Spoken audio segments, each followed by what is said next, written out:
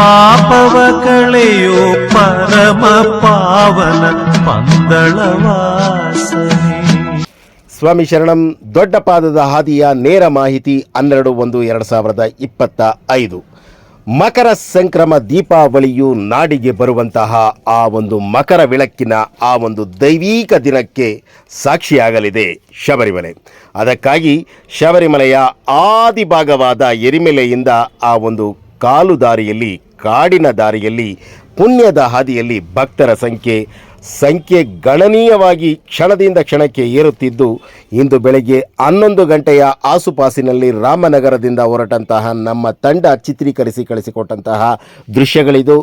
ಎರಿಮೇಲಿಯಿಂದ ಕಾನನದ ಹಾದಿಯಲ್ಲಿ ಹೋಗುವ ಭಕ್ತರ ಸಂಖ್ಯೆ ಹೆಚ್ಚುತ್ತಿದ್ದು, ಎಲ್ಲರ ಚಿತ್ತ ಆ ಪೊನ್ನಂಬಲ ಮೇಡಿನತ್ತ ಎಂಬಂತೆ ಆ ಭಗವಂತ ಜ್ಯೋತಿ ಸ್ವರೂಪನನ್ನು ಕಾಣಲು ತಂಡವಾಗಿ ಯಾತ್ರಿಕರ ದಂಡೆ ಸಾಗರದ ರೂಪದಲ್ಲಿ ಹರಿದು ಬರುತ್ತಿದೆ ಶಬರಿಮಲೆಗೆ. ಈ ಒಂದು ದೃಶ್ಯ ದೊಡ್ಡ ಪಾದದ ಹಾದಿಯ ಆರಂಭದ ಆ ಒಂದು ಪೇರೂರು ತೋಡಿನ ಸಮೀಪದಲ್ಲಿ ಆ ಎರಿಮಲೆಯಿಂದ ಹೊರಟಂತಹ ಯಾತ್ರಿಕರ ತಂಡ ಸ್ವಾಮಿಯೇ ಅಯ್ಯಪ್ಪೋ ಎಂದು ಶರಣಘೋಷವನ್ನು ಕೂಗುತ್ತಾ ಹೊರಟಿರುವಂತಹ ದೃಶ್ಯಗಳು.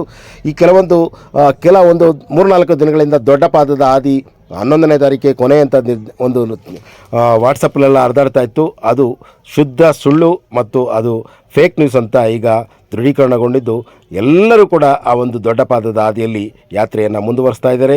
ತಪ್ಪದೆ 1 ಮಂಡಲ ಕಾಲ ವ್ರತವನ್ನು ಮಾಡಿ ಶಬರಿಮಲೆ ಯಾತ್ರೆಯನ್ನು ಮಾಡಿ ಪ್ಲಾಸ್ಟಿಕ್ ಮುಕ್ತ ಶಬರಿಮಲೆ ಅಷ್ಟೇ ಅಲ್ಲದೆ ಪ್ಲಾಸ್ಟಿಕ್ ಮುಕ್ತ ವಿಶ್ವಕ್ಕೆ ತಾವುಗಳೆಲ್ಲರೂ ಒಂದು ಅವಶ್ಯಕವಾದ ಕ್ರಮಗಳನ್ನು ಕೈಗೊಳ್ಳಿ ಎಂದು ಮತ್ತೊಮ್ಮೆ ತಮ್ಮಲ್ಲಿ ಕೇಳಿಕೊಳ್ಳುತ್ತಾ, ನನಗಿಂತ ಕಿರಿಯವನು ಯಾರೂ ಇಲ್ಲ.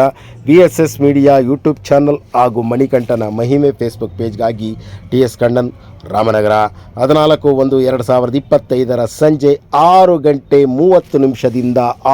7 ಗಂಟೆಯ ಆಸುಪಾಸಿನಲ್ಲಿ ಆ ಮಕರ ಬೆಳಕಿನ ದರ್ಶನ, ಮಕರ ಜ್ಯೋತಿಯ ದರ್ಶನ.